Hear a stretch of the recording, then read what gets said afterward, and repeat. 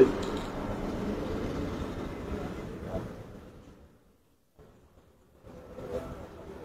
দর্শক আসসালামু আলাইকুম। এই মুহূর্তে চাঞ্চল্যকর তথ্য নিয়ে আপনাদের সামনে তুলে ধরার চেষ্টা করছি। আপনারা দেখতে পাচ্ছেন ডেসক্রিপশনে প্রকাশ্যে চলছে জুয়ারাটা, এ নিয়ে ভুক্তভোগীরা কি বলছেন। আমরা এই মুহূর্তে অবস্থান করছি দক্ষিণ সুরমা উপজেলার নাজির বাজারে। আপনারা দেখতে পাচ্ছেন আমাদের সামনে অসংখ্য অভিযুক্তকারীরা রয়েছেন। তাদের কাছ থেকে আমরা একটু জানার চেষ্টা করব কি হয়েছে এ বিষয় নিয়ে, তার কাছ থেকে আমরা জানার চেষ্টা করব। এখানে আপনারা দেখতে পাচ্ছেন সিলেট জেলা শ্রমিক দল নেতা রয়েছেন সোহেল আহমেদ, ওনার কাছ থেকে জানার চেষ্টা করছি এই মুহূর্তে কি নিয়ে এই অভিযোগ, তাদের আসলে কি এই প্রকাশ্যে জুয়া চলছে এ বিষয়ে একটু ক্লিয়ার করার জন্য আমাদের অভিযোগটা কি। বিসমিল্লাহির রহমানির রহিম। প্রিয় সাংবাদিক ভাই, আসসালামু আলাইকুম। আমি এই মুহূর্তে লাইভে আসার মূল উদ্দেশ্য হইল আমার বাড়ি দক্ষিণ সুরমা পশ্চিমবাগ গ্রামে লালাবাজার ইউনিয়নে।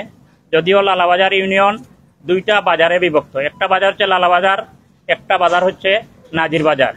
এই নাজির বাজারটা 3 থানার বাজার, উসমানীনগর তথা বিশ্বনাথ বালাগঞ্জ আর দক্ষিণ সুরমা। আমি আমার বাতিজা আজ রাত থেকে 2 রাত আগে অনুমান 11:30টার সময় একটা ফোন আমার কাছে গেছে। ফোনে বলছে যে তোর বাতিজা যদি তুই বাঁচাইতে আস যে তুই 5 লাখ টাকা লইয়া আয়। হইতেও হয়ে ফোন রাখি দিছে। পরবর্তীতে আমি তারে জিজ্ঞাসা করছি, আবার ফোন দেই ফোন ধরে না, ফোন ধরে না। আবার ফোন ধরছে, ধরা পরে সে বলছে নাজির বাজার আসার জন্য। নাজির বাজারের বিভিন্ন মানুষকে, আমার ফ্রেন্ড সার্কেলকে আমি ফোন দিছি, দিয়া বলছি যে তোমরা দেখো বাজারের মধ্যে কোনো গন্ডগোল হচ্ছে নি। তারা সবাই বলছে, বাজারের ব্যবসায়ী সহ লাগাইয়া কিছু মানুষকে ফোন দিছি, তারা এই টাইমে ব্যবসা বন্ধ করে চলে গেছে। তারা বলছে না, 2-1 মানুষে বলছে যে না, ওইখানে 6 ভাই নামে একটা রেস্টুরেন্ট আফতাব মঞ্জিল, এই আফতাবের ছেলে হইল 6টা গুন্ডা। এই 6টা গুন্ডা ডেবিল সরকারের আমল থেকে এই লালাবাজারে নাজির বাজারে এই 6 ভাই রেস্টুরেন্টের নামে একটা আয়নাগর সৃষ্টি করেছে। 2 শাটারের রেস্টুরেন্ট, পরিবেশের তো কোনো লাইসেন্সই নাই। দ্বিতীয়ত 2 শাটারের রেস্টুরেন্ট খুলে বাজারের বাইর সাইডে, এটা কোনো পাবলিক প্লেস নাই।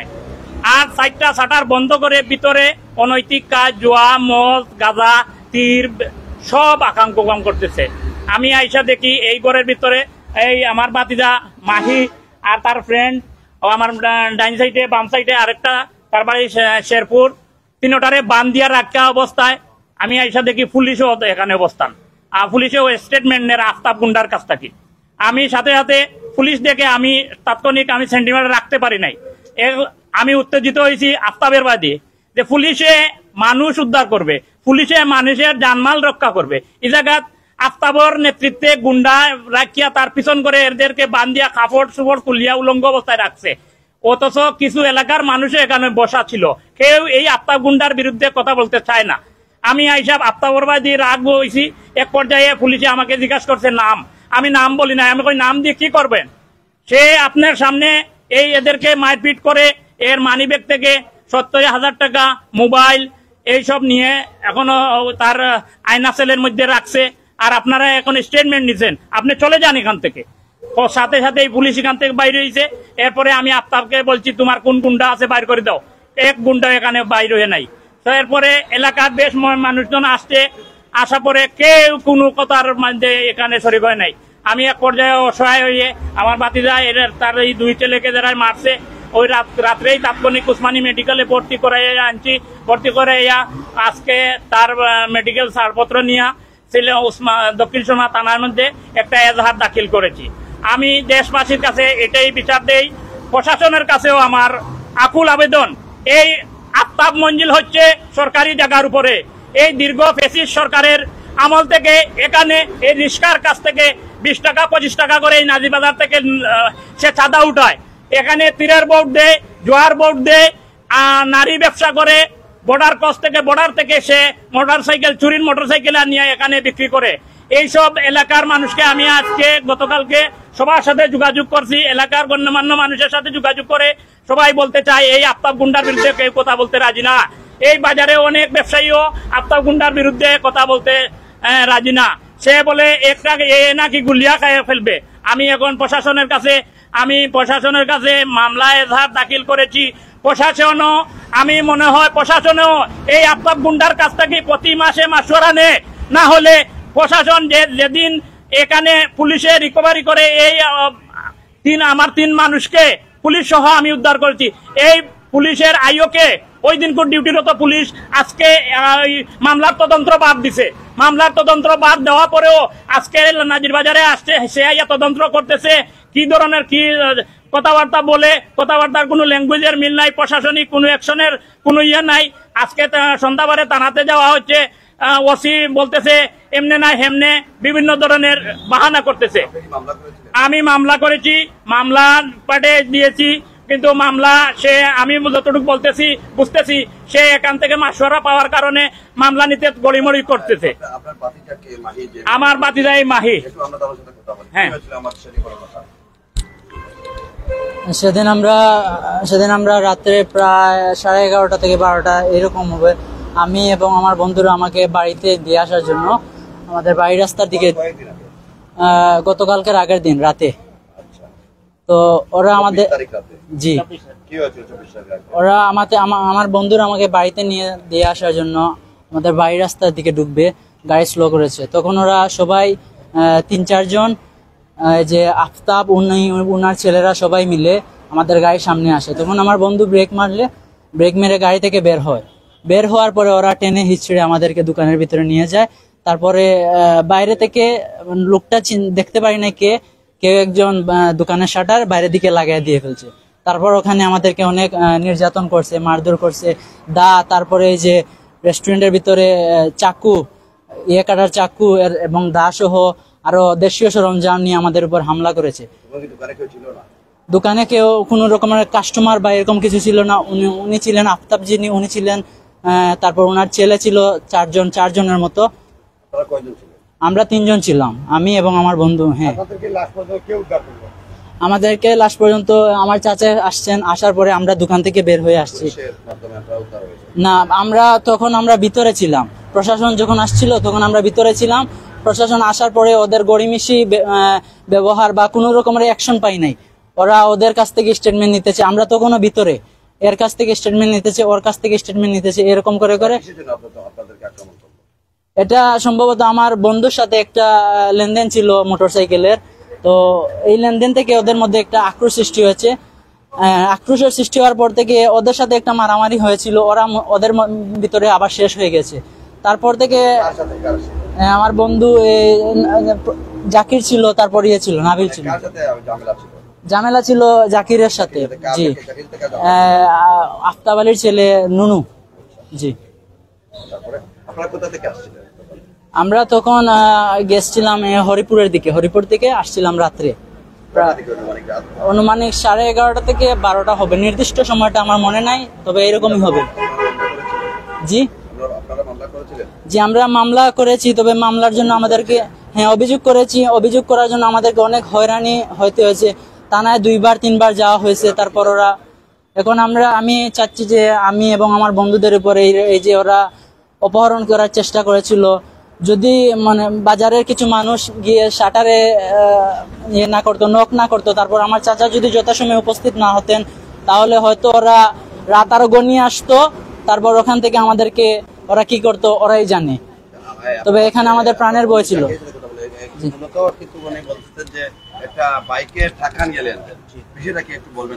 বিষয়টা হচ্ছে, আসসালামু আলাইকুম, বিষয়টা হচ্ছে উনি আমাকে হুট করে একটা বাই বাজারের মাধ্যমে আমি জানতে পারছি ওনার কাছে একটা বাইক আছে, ওটা 4B কি কালো বাইক একটা আছে, 4B বলছিল। ওনার মুখে কখন বলে 4B, কখন বলে জিক্সার, বলছে ভাই একটা গাড়ি আছে, তো আপনারা কি কিনবেন বা আপনি কিনবেন? আমি বলছি যে ভাই গাড়ি তো কিনবো আমি। তারা ইন্টারেস্ট দেখাইছে, দেখানোর পর উনি বলছে যে তাইলে 10,000 টাকা বায়না করেন, গাড়ির পিকচার দিতে আমার ভালো লাগছে। তো আমি বলছি ভাই এটা কাগজপাতি কি? বলতে কাগজপাতি নিয়ে যাই বা সমস্যা নাই, তাইলে গাড়ি যদি নিতে চাও। কথা হয়েছে ওই নুনুর সাথে, যে আফতাব আলীর ছেলে নুনুর সাথে। তো উনি বলছিল, জি জি, ওই কথা হয়েছিল আবার 30/7/2025 কথা হয়েছিল। তারপরে উনি বলছে যে আমি তো গাড়ি কম দামে বেচ চালাইতেছি, কারণ আমার একটু ইমার্জেন্সি টাকার দরকার। ওই জন্য আমি বলছি তাইলে কি করতে হবে ভাই, আমার তো গাড়িটা দরকার, কারণ কম টাকায় পাইছি গাড়ি, ভাবছি যে ওইটা ভালোই হইব, নিয়ে নেই। পরে উনি বলছে তাইলে নিতে হলে 10,000 টাকা বায়না করতে হইব এখন, বা 20,000 টাকা বা 10,000 টাকা বায়না করতে। আমি বলছি ভাই এখন তো আমি পারবো না, পরের দিন দিতে হবে। পরে 31 তারিখ আমি ওনাকে 10,000 টাকা বিকাশ করি। বিকাশ করার পর উনি বলছে যে 7 মাসের সময়। জি। পরে আমি পরের দিন আসার পর উনি বলছে গাড়ি তো এখন নাই, গাড়ি সিলেট আছে, গাড়ি ওইখানে আছে, গাড়ি ওখানে, পরের দিন আসো। এরকম করে করে অনেক হেনস্থার শিকার হচ্ছে। সবাই দেখছে যে আমি বারবার আসি ওই জায়গায় আইসা। জি, প্রমাণ আছে, বিকাশের স্টেটমেন্ট আছে। পরে পরে ওইরকম ভাবে উনি আমাকে বারবার ওই যে বায়নার টাকা আমি চাইলে ভাই গাড়ি দেন, নাইলে বায়নার টাকা আমার ব্যাগ দেন, এটা নিয়ে একটা তর্ক বিতর্ক হয়েছিল। এ নিয়ে একটা তর্ক বিতর্ক হয়েছিল। উনি আমার মা তুলে গালাগালি করছে। এরপরে তিনি বিভিন্ন ওই যে ছাত্রলীগের কি হাবিবুর রহমান না কাদের ফটো দিয়া যে হয়রানি শিকার করার চেষ্টা করছে, অনেকভাবে থ্রেট দেওয়ার চেষ্টা করছে, বলছে বানাটা কিভাবে উঠাই লাইস। পরে আমার মা বাবাকে গালিগালা করছে, এরকম নিয়ে একটা মন মালিন্যতা হয়েছিল। পরে আমি 1-2 মাস যাওয়ার পরে বাদ দিয়ে দিছি ওইগুলা। পরে ওই যে গত 24 তারিখ আমি আমার ফ্রেন্ডের সাথে হরিপুর গিয়েছিলাম। খাওয়ার পরে আসার সময় যে আমরা 3 জন আছিলাম, আমি, নাবিল আর মাজহার, আমরা 3 জন আছিলাম। আমরা ওইদিকে ঢুকি, এদিকে ঢুকিয়া ঈদগাহ হইয়া ওনার বাসা যাওয়া যায়। ওইদিকে ঢুকে এখানে একটা ব্রেক করছি, সিগন্যাল দিয়ে ব্রেক করছি। ওরা এই জায়গায় দাঁড়াইছে। এই জায়গায় দাঁড়ানোর পর ওরা হুট করে দাঁড়াইছে, আমরা তো বুঝি নাই কি হয়েছে ভাই। তো আমি বলছি ভাই কি সমস্যা, বলার পর ওরা বলছে আয় দোকানের ভিতরে অনেক কিছু দরকার, তোর সাথে বলে ওরা টানা হাসছে করে। আমার ফ্রেন্ডের চুলে দইরা আর আমি তো বাধ্য হয়ে যাওয়া লাগছে। পরে ওই ঢুকার পরে একজন আছে, ওনার ভাইয়েরা সবাই দেখো আমি চিনি না, আমি শুধু নুনু ভাইকে চিনতাম। মুখে মুখে পরিচয় হয়েছে, গাড়ি বিক্রি করবেন, মুখে মুখে চিনতাম। চিনার পর উনি একটা মারে, ও একটা মারে। আর একজন আছে কয়েস নাকি কি, উনি আইসা নেশাগ্রস্ত অবস্থায় কি করবে, ওনার মাথায় কোনো সেন্স ছিল না। উনি কখন দা নিয়ে আসে, কখন কিনে, কখন কূপ দেওয়ার ট্রাই করে, কখন বলতেছে মাইরা ফেলাইবে। তখন আমার ফ্রেন্ডের হাতে ওর মোবাইল আছিল। উনি বলছে যে বিপদে পড়েছি, এখন চাচা বা গার্জেন কাউকে একটা কল দেওয়ার জন্য বলছে। তো যখনই হয় কল দেওয়ার জন্য ফোনটা হাতে নিছে, ওই কাইরা নিছে, ওই যে আসামি নুনু মিয়া, উনি কাইরা নিছে। নেওয়ার পরে বলতেছে যদি তোমার বাচ্চাটাকে জিতা চাও বা বাচ্চায় রাখতে চাও বা মুক্তিপণ হিসাবে 5 লক্ষ টাকা দাবি করে।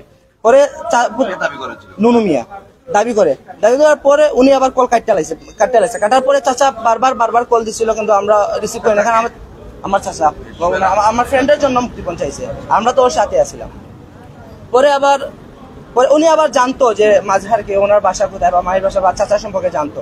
জানার পরে চাচারা বলছে যে 5 লক্ষ টাকা যদি না দেন তাইলে পরের দিন সকালে এসে লাশ নিয়ে যাবেন, এরকম একটা কথা বলছে। পরে চাচা বারবার ট্রাই করছেন, উনি কোনোভাবে কানেক্ট হতে পারছেন না, কারণ মোবাইল তো আমাদের কাছে আসছিল না, ওদের কাছে আসছিল। পরে পুলিশ আসার পর আমাদেরকে ভিতরে দেখার পর আর কোনো রিয়েকশন নাই। মানে 3 জন মানুষে মারধর করে ভিতরে ঢুকিয়ে রাখছে, ওদের কোনো রিয়েকশন নাই। ওরা আমাদের জবানবন্দি না নিয়ে ওদের নিতেছে। আমাদের চাচা আসার পর চাচা আইসা বলতেছে গ্রামবাসী থাকার জন্য আমাদেরকে কেউ কিছু করতে পারে নাই, নাইলে আমাদের এক পর্যায়ে শাটার লাগানোর পর গ্রামবাসী শাটার তোলার পর প্রায় 10 থেকে 15 মিনিট পর এই বাজারের পথচারী সহ বাজারের পথচারী সহ আরো অনেক মানুষ ছিল। ওরা শাটার এক পর্যায়ে তোলার পর মানে অনেক মানুষ ভিতরে ঢুকছে, তখন আমাদেরকে ওরা ভিতরে নিয়ে গেছে, নিয়ে বাইরের দরজা লাগাইছিল।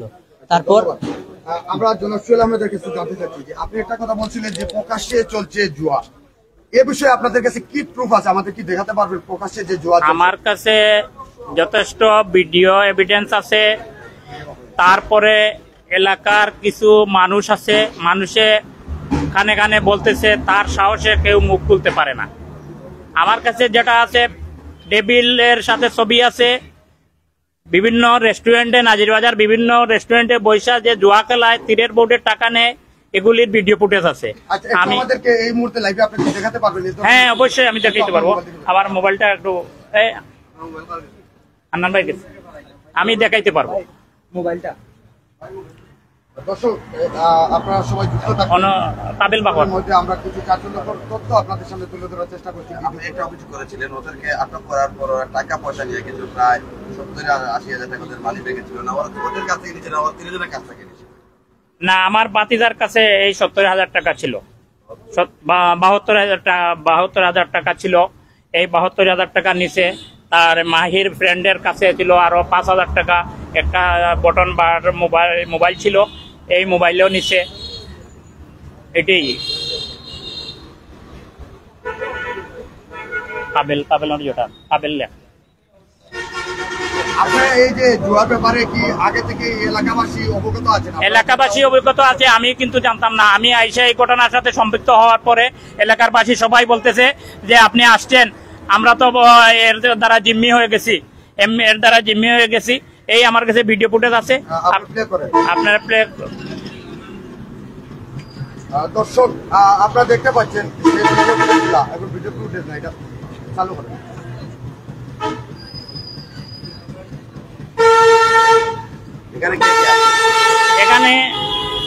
এখানে নুনু আছে, তার বাইক কয়েসও আছে।